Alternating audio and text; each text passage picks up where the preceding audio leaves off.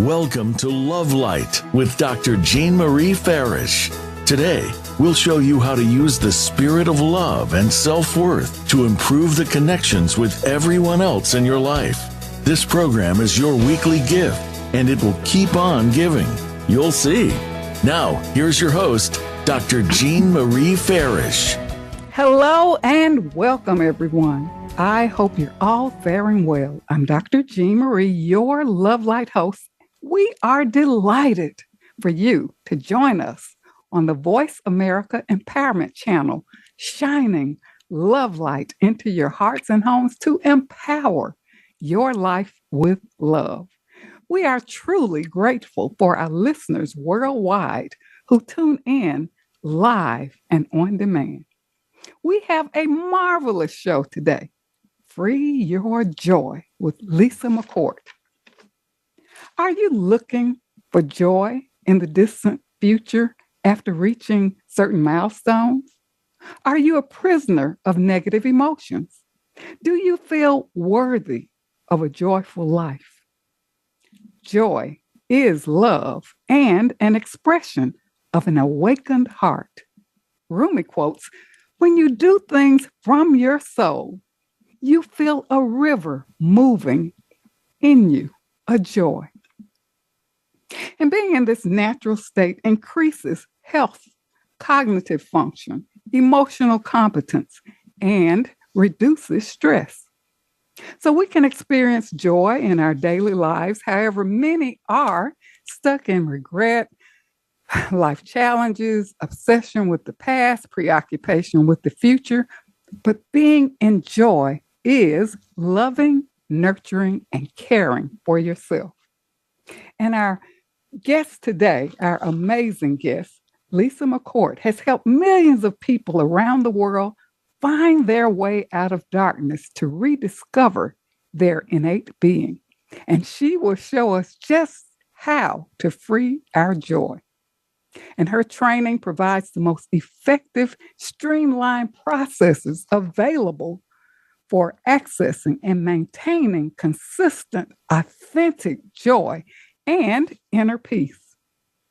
Founder of Joy School, she's helped people raise their Joy Setpoints regardless of what is happening and offers a unique approach to joy and emotional wellness. Best-selling author of many books, selling 9 million copies, including her book, Free Your Joy, The 12 Keys to Sustainable Happiness. Lisa is the host of the Vibration Elevation podcast, Do Joy. She says, learning about joy is one thing, but it's the doing that actually shifts your energy. Joy is not an elusive fantasy to be chased. It is simply a skill to be learned, practiced, and mastered. I just love that. So if you feel depleted, disconnected, depressed, and isolated from many of the things that made you happy, Lisa can show us the way with sustainable, life-altering principles of vibration elevation that she's taught for 20 years through her Joy School to bring lasting peace and fulfillment. So now I am honored to welcome and bring forth our outstanding guest, Lisa McCourt, on our show today, Free Your Joy. Welcome, Lisa. Oh, my goodness. Thank you, beautiful friend. I love what you're about in the world. And thank you, Lisa, for being a guest here today on such an empowering topic. And we're surely ready to free our joy. And I must just share, I had the honor and pleasure to be a guest on your Do Joy podcast, Overcoming Our Stories, and I just loved it. Thank you so much for inviting me on your beautiful Do Joy podcast.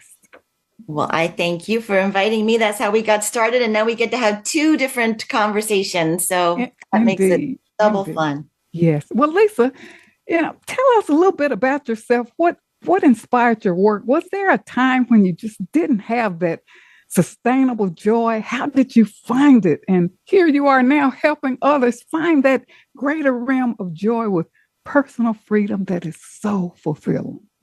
Oh, thank you. So, yeah, I think most of us who do the kind of work that you and I do, it comes from personal experience. It comes from having had a need and having that need filled in such an unbelievable way that you just can't believe everyone doesn't see that, oh, all of this is available right over here. And you see people walking around without the joy that is their birthright, that could be what they're relaxing into. And you just want to pull back the curtain and show them. So yes, for me, it did definitely come from a place of experience. I think that we all come at it from different angles, depending on what our unique experience was. And for me, it was this idea that I always knew during dark times of my life, I didn't have a background that was very conducive to making a person have a naturally joyful existence. But there was always something inside me that I could kind of fall back into. And I assumed that that was the case for everyone. And then, as you get older and start talking about it, you realize it's not. And then you think maybe I'm really weird. And what is this weird place inside me? And through learning and being introduced to some spiritual reading material, some spiritual teachers, I just became suddenly like completely cognizant that, oh, that's my soul. That's my soul. Okay. And everybody has one, right? There's nobody walking the planet without a soul. So what are some ways that we can more reliably tap into that space, find it on the regular, bring it more into the forefront of our lives? Because that's where we are naturally joy and bliss and compassion for self and others and love. So I think that was the angle that I was able to enter it from. And I have a lot of friends who entered it from different sorts of experiences, but. That's so beautiful. And Lisa, you've helped people for over 20 years. And we know now, many feel that the world is upside down. A lot is happening on the world stage. In addition to personal challenges, many people have just simply lost hope, or perhaps, Lisa, looking for joy in all the wrong places that not sustainable. What is your message for that? What is this natural joy? And, how can people really overcome, these losses and changes and transformative life experiences to really move into that elevation of joy? Yeah, for sure. So there are two separate threads I want to pull that commentary on what is going on for sure. And that's that we come into this experience so open and just we are pure love. This is how we arrive here. And we'll talk about this more later, I'm sure, but we start to accumulate obstructions to the joy that we are. And it creates this kind of just a jacked up nervous system. We become on fearful alert for all these perceived dangers and threats. And in recent years on the global stage, there's just been one after another thing that has jacked up that fear response, that nervous system, that on guard response. And all of that just makes it continually harder and harder to find that place where we are naturally joy and bliss at our core essence. That's just how human beings are wired. So that's the one thread. And then you mentioned looking for joy in all the wrong places. Is what we've been conditioned to do. We've all been taught that once I get this, and this out there, the checklist is complete. I have the income that I need. I have the partner that I need. I have the home, or maybe the accolades, the degrees, whatever it is that we have been conditioned to think, this is what I need out there in order to feel joy inside me. It's a completely backward equation. Nothing out there is ever, ever, ever going to create that lasting connection to the joy that you are inside. We have to learn joy, learn bliss, learn peace within ourselves. And then that's the new energy that we send out that causes all those external pieces to just kind of effortlessly start falling into place. But we don't care as much then because we already have the joy that we thought they were going to bring us. But it is a nice side effect that once we learn the skill of joy, everything out there kind of arranges itself accordingly. I just love that because I know this to be true for myself after my little checklist, reaching all those milestones. I always felt something was missing. And it was like my soul was like, beckoning me to, move to a different level rather than societal expectations or these accomplishments, external accomplishments of what society said will make you happy. And there was this, just emptiness. And, I know that this has brought me to the place where I am today, and I'm grateful for that. For sure. Yes. And it does. It's like everything is a blessing and a curse. Everything has a flip side to the coin. So yes, it's true that many of us, our drive, our impetus came from possibly not the healthiest, joyful place. And yet then we do enjoy the fruits of those labors. So And Lisa, this brings me to the crux of our topic here. What is natural joy? because many people, what can I say, think they have to struggle for it, work for it, make it happen. And I love what you talk about in terms of learning it and practicing it, which I don't think people really understand that they have to really do that. So just talk a little bit about natural joy. What is it? What are we really, searching for? right. So in joy school, I've always taught that the joy is your natural state. It's who we all are at our essence, right? The only reason that we're not experiencing ourselves as pure joy on a 24/7 basis is that we've accumulated these obstructions that sort of just blind us to it. It starts very, very young in our formative years when we're creating our framework for how we are going to navigate life here as a earth being. We learn from our caregivers, from the society that we live in, sometimes our schools or our religion. We start to answer these questions that we come here really, really hungry to answer. What is this place like? What is love? What is power? What is money? What is my place in it all? And we're given answers through observation and absorbing the energies of those around us. And those early formed beliefs, which are often completely erroneous and based in nonsense because we're babies and we don't have emotional maturity and we don't have logic and we don't have reasoning and we're still in alpha brainwave state where it feels like everything is about us. We form these conclusions that become the framework that we carry through our life for most of us. And this is the framework that our thoughts come through and that our energy that we send out goes through. And for most of us, it's a very limiting framework and not really designed for the full experience of the joy that we are inside. I've always in joy school that joy is not happiness. They're not the same thing. Happiness is one of the completely valid natural human emotions that we're here to feel. We all want happiness, nothing wrong with that. But we really wouldn't want to hang out at happiness 24/7. We wouldn't even know we're happy if we didn't have a point to judge that by. But we can be in joy all the time when we get so accepting of all the natural, valid emotions that a human being is here to experience. There can be joy in grief and sadness. There can be a depth and a poignancy that we can only reach through having our hearts opened in some sort of grieving or sadness situation. There can be a joy and rightness and anger when it helps us to clearly establish our boundaries and our worth in the world. So all of the emotions that we label our unwanted emotions that we try to run away from or hide or suppress or distract ourselves away from can actually be opportunities, joy, when we allow them to move through us the way they're meant to do, when we just treat them with compassion and respect and allow them to be there. Lisa, that's so empowering. It's like finding joy in the grief or finding joy in these unwanted situations. And that's really kind of difficult for people to realize. How can I possibly be joyful when I've lost something? So you're going to get into more strategies and tools to help us really get into that elevation of the joy vibration. But one of the things I know that, it's normal for us to have negative emotions from time to time, and it takes practice to attain and sustain joy. But I like to talk a little bit about, especially for our listeners, what inhibits this natural expression. For example, thoughts. They're with us all the time. And I think we talked about this on the show that I was with you on, how we're beating ourselves up all the time with our old stories and these patterns and thoughts that keep us really hanging out in the lower vibration. So talk about what inhibits it, thought patterns,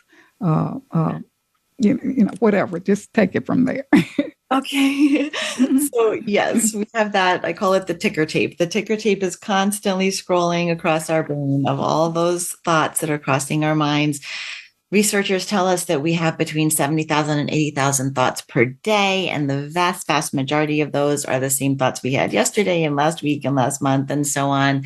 And the research shows that the vast majority are negative thoughts. There are a lot of reasons for that. There's we take a lot of our cues from a primitive part of our brain, just because as human beings, we've only really existed for a tiny blip in the history of, when you consider how long man has been on the planet and how long the planet has existed even prior to that. This like civilized Homo sapien that we consider ourselves to be is just a tiny, tiny, tiny toddler right now. And we still take a lot of our cues from brain programming that was dissolved as or created to be a problem-solving mechanism. Our brains look for problems. Our brains were designed to be on high alert for survival. And a blip ago in history, our survival was threatened on a day-to-day basis by predators, by weather, by disease. We weren't given the luxury of what most of us, at least in our advanced Western societies today, have, which is pretty much our survival is guaranteed on a day-to-day basis. Our brains haven't caught up with that understanding. So our brains are looking for problems, looking for threats. And that keeps us in that kind of jacked up nervous system state that I was talking about. So considering that our brain is designed to find problems, that's one of the reasons that our thoughts are so negative. They say that 50% of our thought patterns are genetic, and yet that doesn't mean that they're unchangeable. Thanks to genetics and lots of recent research, we know that we can change our thinking patterns even when they are genetic. Research shows that only 10% of our happiness is actually due to our circumstances. And that's crazy because most of us put all of our effort and energy and focus into changing those external circumstances so that we can be happy. But it really is an inside job. Yes. So taking control of those thoughts, or at least becoming the observer of those thoughts, is a really powerful step. Wow, that's wonderful, Lisa, because we're in survival mode instead of thriving. But right now it's time for us to take a quick commercial break. So stay tuned for more on Free Your Joy with Lisa McCourt. She's the founder of the Joy School, author of Free Your Joy, the 12 Keys to Sustainable Happiness. She's the host of the Do Joy podcast, and we have a real treat in our next segment as Lisa shares some of her practical foundational tools for elevating joy. Stay tuned. We'll be right back. Follow Voice America at Facebook.com/Voice America for juicy updates from your favorite radio shows and podcasts. Announcing Dr. Jean Marie Farish's new book, Love Mastery Devotion Journal, 21-day weekly prompts and affirmations. This is the companion piece to Dr. Farish's best-selling book, Living in the Spirit of Love, Our Natural State of Being. Through the new book, we invite you to cultivate a lifestyle of love through daily devotional practices over a 21-day period, following 9 ingredients in the recipe of love. Love Mastery Devotion Journal, 21-day weekly prompts and affirmations is available on Amazon.com and Balboa Press. Jean Marie Farish's Center for Conscious Loving, LLC, cultivates a lifestyle of love and wholehearted connections through personal growth, altruistic services, and speaking engagements. Resources include classes, workshops, life care coaching, and creative service projects with an emphasis on cultural arts. Visit the website at drjeanmariefarish-consciousloving.com. That's drjeanmariefarish-consciousloving.com, or click the link on the Love Light show page. Best-selling authors international news honors best-selling authors around the globe. Dr. Jean Marie Farish is featured in the newly released issue of Published magazine. To have first access to this treasured resource, go to publishedmagazine.com. Vicki Winterton and Dr. Jean Marie Farish have compiled a dynamic book, We're All in This Together, Embrace One Another, an anthology with 24 highly diverse co-authors who share how to spread the message of love, resilience, inclusivity, and compassion. This book is an invaluable source of uplifting, inspiring, and positive insights for spreading positivity in the world. We're All in This Together, Embrace One Another is available on Amazon.com. Be sure to get your copy today. Dr. Jean Marie Farish is proud to announce the release of her new book, Living in the Spirit of Love, Our Natural State of Being, available now at Balboa Press. This book will help you master your life and flourish in love. You'll learn how to become a better and more evolved you. Feel good by making life-affirming choices. Deepen your feelings and expressions of love. Tune in love and sustain the change. And flourish in love and find your joy. Visit BalboaPress.com and search for Living in the Spirit of Love and enjoy Dr. Farish's new book today. I'm Judy Satori. I'm a spiritual channel and activator of human potential. You might have heard me speaking on the Voice of America on Dr. Jean Farish's show, Love Light, because I've been speaking about the challenges that are besetting all of us right now and how we can surrender but also keep on going. I want to invite you to join my new Facebook group that is devoted to heart-centered connection and unity. Through this Facebook group, you can also join my free access question and answer session with Spirit on the first Wednesday to Thursday of every month. Just search Ascension Community on Facebook to join the group. In this session, I answer questions and transmit energy from Spirit to give you guidance and support. Because life on planet Earth ain't easy right now. And there is so much help from above, from beings of love and light, from multidimensional realities who are actually here with us, wanting to step up and support us. I welcome you to become part of our ongoing group conversation about evolutionary change and how it's affecting us as human beings and affecting our life today. Many blessings to you.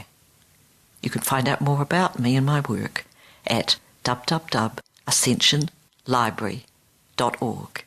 Have a wonderful day. It's your world. Motivate, change, succeed. VoiceAmericaEmpowerment.com.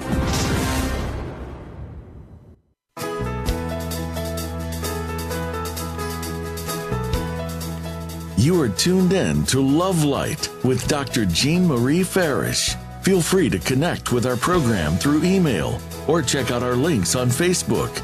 Reach Jean at Jean72Farish@yahoo.com. That's Jean72Farish@yahoo.com. And now, back to Love Light.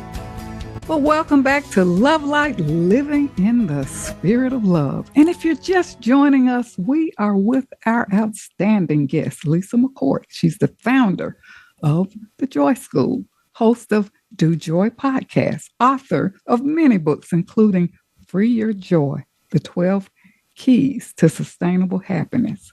And Lisa, thank you so much in the first segment, kind of laying the foundation about what inhibits joy, what is natural joy. And I love for us to kind of move into what is the concept of joyful living so that we can get a picture of what that looks like and feels like. Yeah, sure. I think more than anything, it's a laying down of the arms. I think we live so protected. And we think that that's keeping us safe. We've been trained up once again to think that we have to keep our eye on the ball at all times because that's how we're going to stay protected and safe from all these things out there that want to get us. And that's just not conducive to the joy that we are. That's not a joyful place to live from.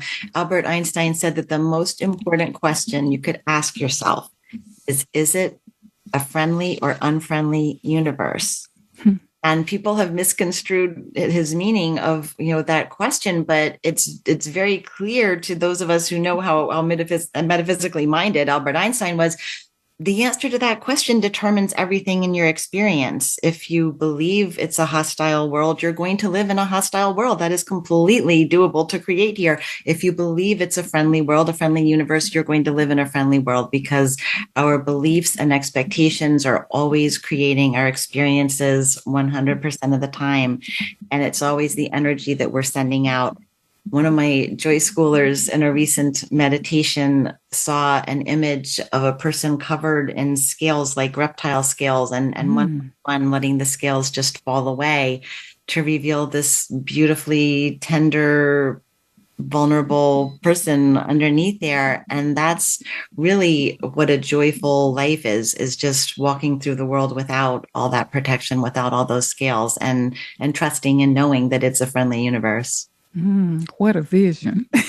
And, when you mentioned about, I guess earlier we were talking about our thoughts and how to transform that. And, just what you talked about, it's like how we can gather a collection of thoughts about hostility, how the world is hostile, and all day you can be obsessed with that. And you really bring more of that forward. So thank you so much for sharing that beautiful vision, because that's something that I think we can relate to. How do we let the scales just fall away, and, really let that joy radiate from within. And Lisa, you talk a lot about the Joy Setpoint.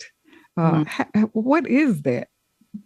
Yeah, every one of us has just a spot of homeostasis where our joy is always going to come to rest. We get days where it's bumped up, or weeks or months, and then we have days or weeks or months where we dip down beneath it. But we're always going to kind of be cycling back to whatever level of joy and happiness we learned very early on is meant to be ours, right? We absorb this messaging again from our caregivers, from our community, from our environment. We all go through life expecting a certain level of joy, and we might want and crave and say that we are trying to create more joy and happiness, but we're always going to kind of level off at that default setting until we learn the skills for taking control of it and elevating it to a new calibration where we're still going to have good and bad days. It's just going to level off at a much, much, much higher, more joyful place.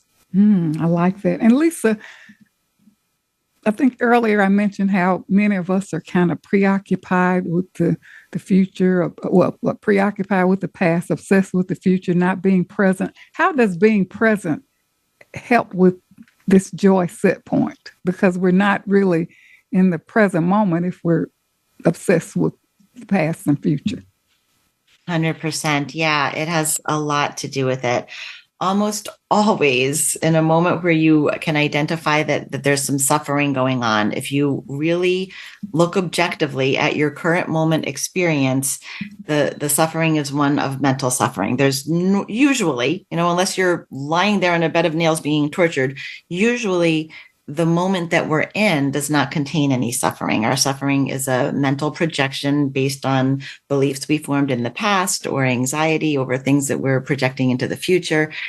We usually are having pretty much an opportunity for peace in the present moment. So yeah, that's definitely a skill to build. Yes. And there are many out there who perhaps don't feel worthy of joy. Maybe there's some regrets or they're dealing with loss. I really don't need to be joyful. I've just experienced the loss, or I've done something that I've regretted. Share with us importance of self-love and self-worth as it pertains to, just living in joy as our natural birthright. Yeah, for sure. We can never... Our manifestations can never outrun our deep down belief in our own deservingness. If you look around at your present circumstances, your present life, most of us have created a mixed bag, right? We all have things that we can say like, wow, I'm so grateful for this beautiful home that I live in, or I'm so grateful for this friendship that I made, or, this career that pays my bills. We all have things we've created that were created from our soul essence, from our source that wants us to have an abundant, joyful, beautiful life always. And most of us, because we're human creatures, can look around and say, ooh, that, I wish I hadn't created that. And we have to take responsibility for having created all of it without any judgment.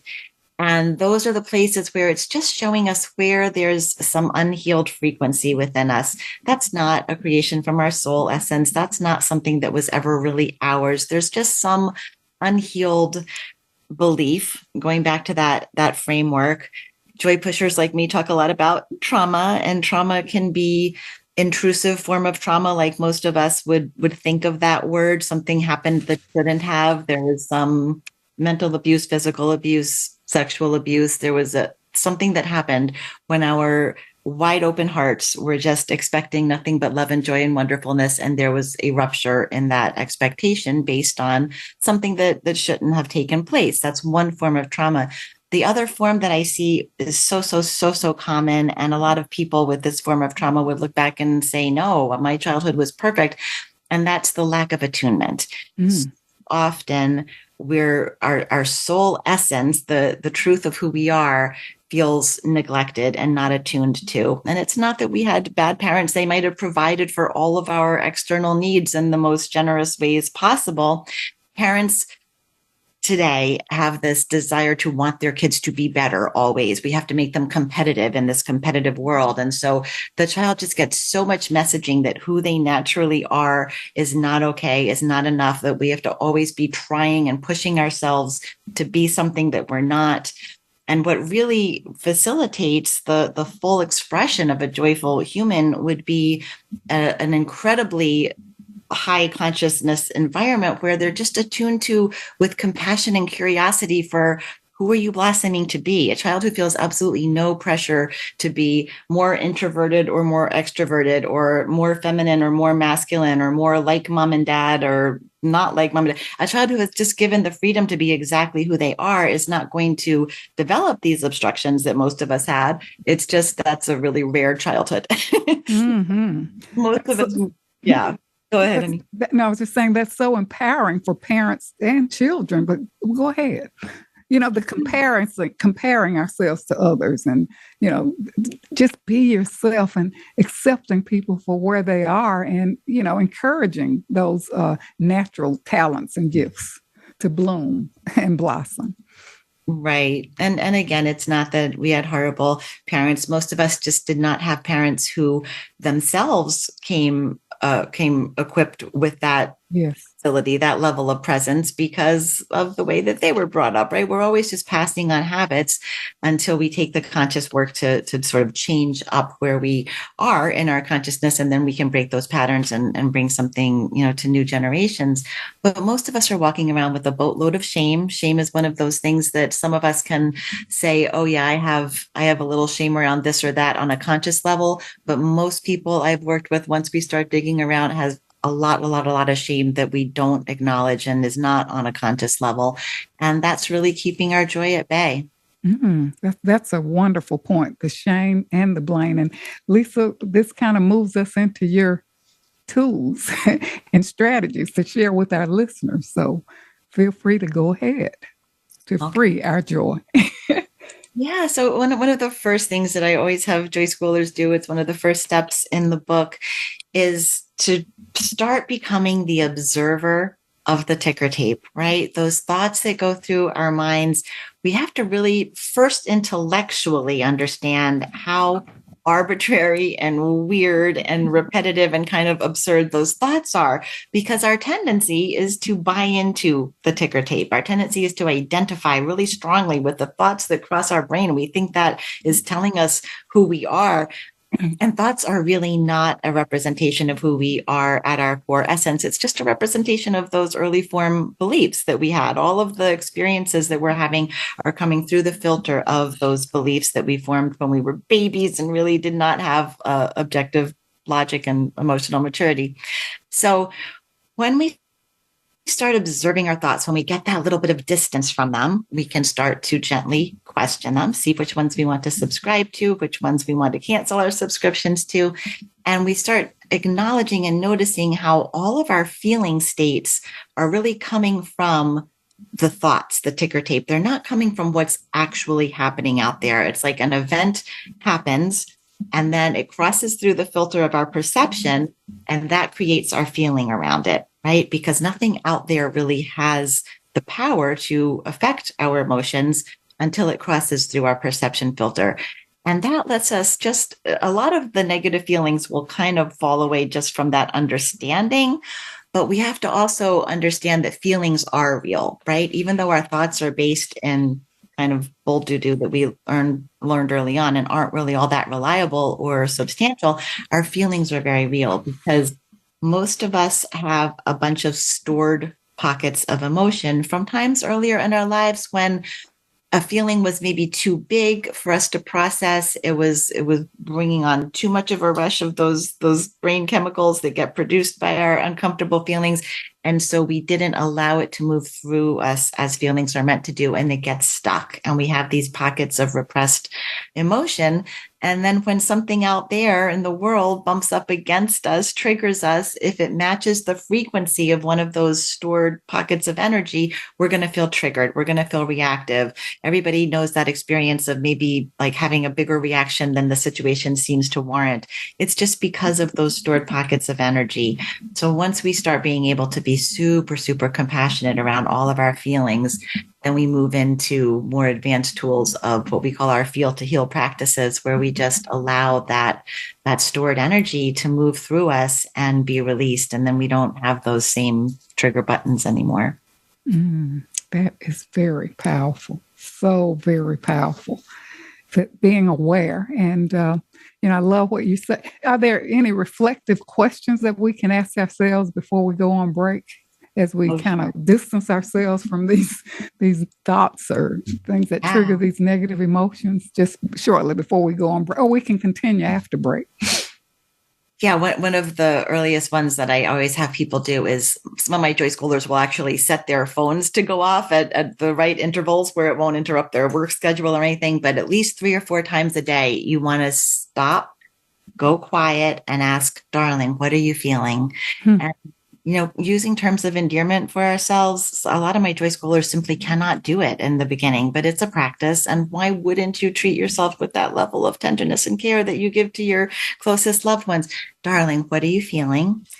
And then without any judgment, you just want to notice your tendency to judge your feelings or push aside your feelings or try to tell yourself what you should be feeling instead of acknowledging what's really there. And then you say, darling, what do you need? Because so often it's so easy to meet our own needs. Maybe we just need to open the window and get some fresh air. Maybe we need a cup of tea, and give yourself, if you can, what you need. And then, darling, what would you love? And then just allow your imagination to go to some dreamy place. Maybe you'd love something that you're able to grant yourself. Maybe you come aware of a desire that feels impossible to meet at this time, but still letting our attention go to what we would love and acknowledging our soul's desires. That opens the portal to them being able to be delivered to co-create with the universe. I love that. To get in the habit of talking to yourself gently and sweetly with reflective and introspective questions. Well, Lisa, it's time, and for our listeners, it's time for us to take a brief commercial break. Stay tuned for more on Free Your Joy with our outstanding guest, Lisa McCourt, founder of the Joy School, host of Do Joy Podcast, author of many books, including Free Your Joy, The 12 Keys to Sustainable Happiness. Don't go away. We'll be right back. Voice America is on your favorite smart speaker. If you have Alexa or Google Home, go ahead and give us a try. Hey, Alexa, play Finding Your Frequency podcast on TuneIn. Dr. Jean Marie Farish is proud to announce the release of her new book, Living in the Spirit of Love, Our Natural State of Being, available now at Balboa Press. This book will help you master your life and flourish in love. You'll learn how to become a better and more evolved you. Feel good by making life-affirming choices. Deepen your feelings and expressions of love. Tune in love and sustain the change. And flourish in love and find your joy. Visit BalboaPress.com and search for Living in the Spirit of Love and enjoy Dr. Farish's new book today. I'm Judy Satori. I'm a spiritual channel and activator of human potential. You might have heard me speaking on the Voice of America on Dr. Jean Farish's show, Love Light, because I've been speaking about the challenges that are besetting all of us right now and how we can surrender but also keep on going. I want to invite you to join my new Facebook group that is devoted to heart-centered connection and unity. Through this Facebook group, you can also join my free access question and answer session with Spirit on the first Wednesday to Thursday of every month. Just search Ascension Community on Facebook to join the group. In this session, I answer questions and transmit energy from Spirit to give you guidance and support. Because life on planet Earth ain't easy right now. And there is so much help from above, from beings of love and light, from multidimensional realities who are actually here with us, wanting to step up and support us. I welcome you to become part of our ongoing group conversation about evolutionary change and how it's affecting us as human beings and affecting our life today. Many blessings to you. You can find out more about me and my work at www.ascensionlibrary.org. Have a wonderful day. Vicki Winterton and Dr. Jean Marie Farish have compiled a dynamic book, We're All in This Together, Embrace One Another, an anthology with 24 highly diverse co-authors who share how to spread the message of love, resilience, inclusivity, and compassion. This book is an invaluable source of uplifting, inspiring, and positive insights for spreading positivity in the world. We're All in This Together, Embrace One Another is available on Amazon.com. Be sure to get your copy today. Announcing Dr. Jean Marie Farish's new book, Love Mastery Devotion Journal, 21-day weekly prompts and affirmations. This is the companion piece to Dr. Farish's best-selling book, Living in the Spirit of Love, Our Natural State of Being. Through the new book, we invite you to cultivate a lifestyle of love through daily devotional practices over a 21-day period, following 9 ingredients in the recipe of love. Love Mastery Devotion Journal, 21-day weekly prompts and affirmations is available on Amazon.com and Balboa Press. Jean Marie Farish's Center for Conscious Loving, LLC, cultivates a lifestyle of love and wholehearted connections through personal growth, altruistic services, and speaking engagements. Resources include classes, workshops, life care coaching, and creative service projects with an emphasis on cultural arts. Visit the website at drjeanmariefarish-consciousloving.com. That's drjeanmariefarish-consciousloving.com, or click the link on the Love Light show page. Best-selling authors international, news honors best-selling authors around the globe. Dr. Jean Marie Farish is featured in the newly released issue of Published magazine. To have first access to this treasured resource, go to publishedmagazine.com. It's your world. Motivate, change, succeed. VoiceAmericaEmpowerment.com.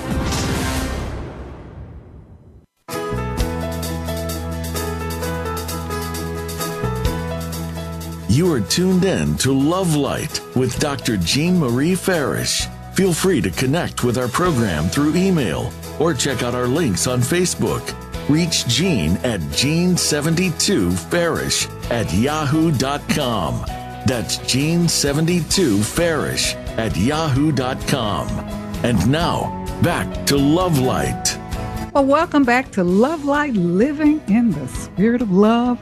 And again, if you're just joining us, we are with our outstanding guest, Lisa McCourt, on our show today, Free Your Joy.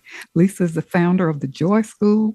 She's the host of the Do Joy podcast, author of many books, including Free Your Joy, the 12 Keys to Sustainable Happiness. And during commercial break, Lisa and I were talking about things that we can do to uplift ourselves, connect to the spiritual aspect of ourselves, and to take time for ourselves. And, such things as, of course, moving our bodies, exercise, song, dance, doing new things, doing things that you're passionate about.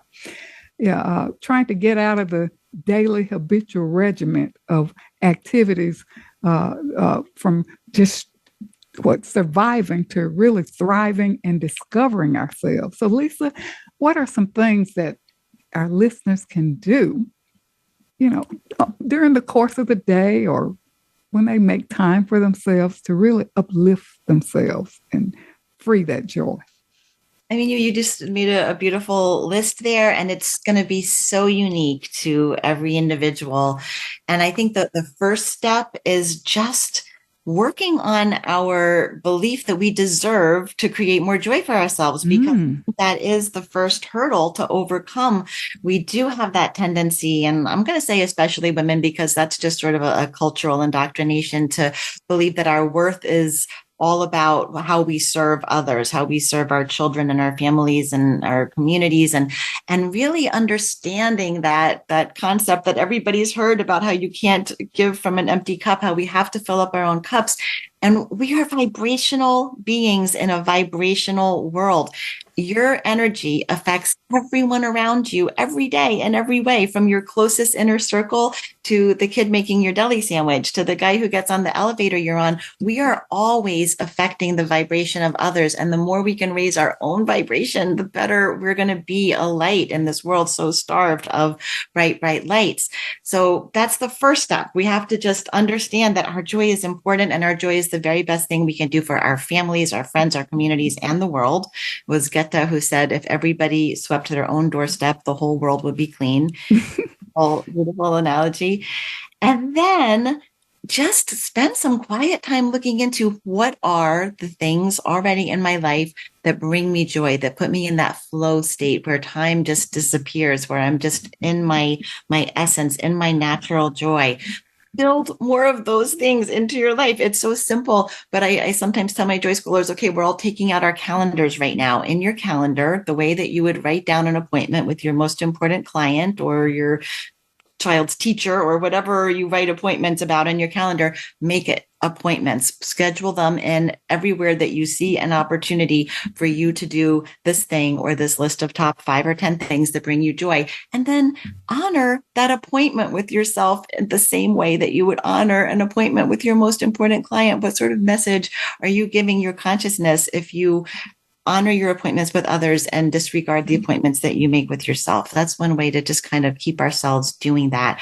And then make a list of the things that drain you, the activities that drain you, the people that drain you, and then look for ways to outsource that. If possible, to delegate some of the things that you just know you absolutely don't like doing. If you notice your energy dip every time you have to take the garbage out, is there a child in your family who is old enough to take on the responsibility of taking the garbage out? It really is like a simple set of instructions, but that's the way to do it, is just to see what it is for you, because it's going to be different for all of us, what drains us and what replenishes us. And Lisa, I love what you said. The first order of business is know that you are deserving of joy. And I love what you said about set appointments with yourself. Find out what you enjoy doing. What gives you that passion? What really is aligned with your soul, and delegate things to other people. I love that. So for our listeners, take note of that.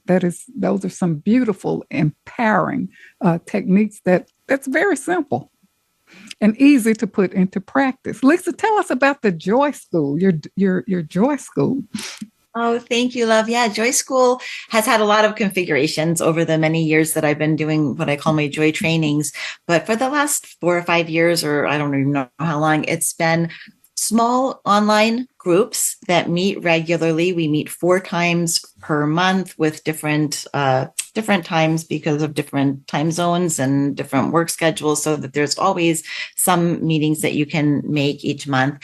And we apply the principles that I write about in that book. The book was based on my joy trainings, and we support one another and bringing them into our lives. You spoke to this point in the beginning of this episode, Jean, how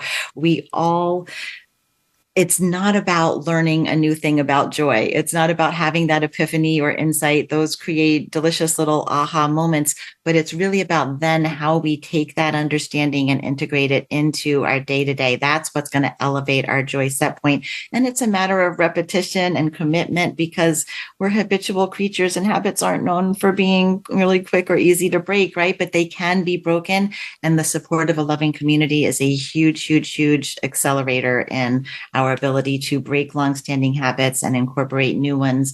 And it's just a very, very loving space for attunement. It's really a place to that lack of attunement that I addressed earlier is where the obstructions to our joy came from. And it's through attunement with a loving, safe space that we can dissolve the obstructions. So it's really just a well that we come to again and again to continue the healing and continue dropping away those scales so that we can have more joy in our lives. The Joy School, that is so beautiful. You help people. Well, it's an opportunity for people to be seen, heard, honored, an opportunity to share. And I think now more than ever, people need that support network, that supportive place, that space where they can really explore, be who they are, and really share, be authentic. And your Joy School really offers that. There's so many people living alone, have felt the loss of loved ones. So if you are inspired, or if this resonates with you, connect to Lisa's Joy School. How would one connect, Lisa? It's all at my website, which is my name, Lisa, Lisa, McCourt, McCourt.com. The podcast is there. Joy School is there. I have a free event once a month for Joy School, like an open house event where I have a guest teacher. And yeah, I just wanted to say, Jean, you're right about so many people are alone in the world. And what is sort of heartbreaking and very, very common too is people who are surrounded by people who have a big family or a bridge club or golf buddies, and they still feel so isolated and alone because they've been going through life with all that armor. It's so nurturing to have a place where you can drop all that armor and just really be who you are. Yes. Well, thank you so much, Lisa, for being on Love Light today with your empowering message, practical tools to help us free our joy. And for our listeners, connect with Lisa. Visit her website to go deeper. Tune into her Do Joy podcast. It will change your life. Listen back on demand to our show and share with others. Thank you, Lisa. Oh, thank you so much. I always enjoy you so much. All right. Thank you so much. And listeners, you can access my YouTube channel, Love Light Living, for video shorts that will inspire you to strengthen and embody the practice of love in your daily life. Much gratitude to the Voice America team for making this show a reality and for shining their love light around the world. In my article, Why You Should Embrace the Joy of Ordinary Moments, published in Savannah East, I highlight: be alert, be open, be accepting, be simple, be loving. So we must be watchful, vigilant in our everyday life. The best moments are now. Look for them. Be present, be grateful. Do what you love. Love what you do. Spend the time to nurture yourself. Lose yourself in these very special, ordinary moments that may never come again. This is Dr. Jean Marie, your Love Light host, coming to you from Voice America. And until we meet again, remember, an empowered self is a loving self. And keep your love light shining. Thank you so much for tuning in. Thank you for listening to Love Light this week. Be sure to join Dr. Jean Marie Farish again for another program next Friday at 9 a.m. Pacific Time and noon Eastern Time on the Voice America Empowerment Channel. Have a wonderful week filled with love, self-worth, and better connections.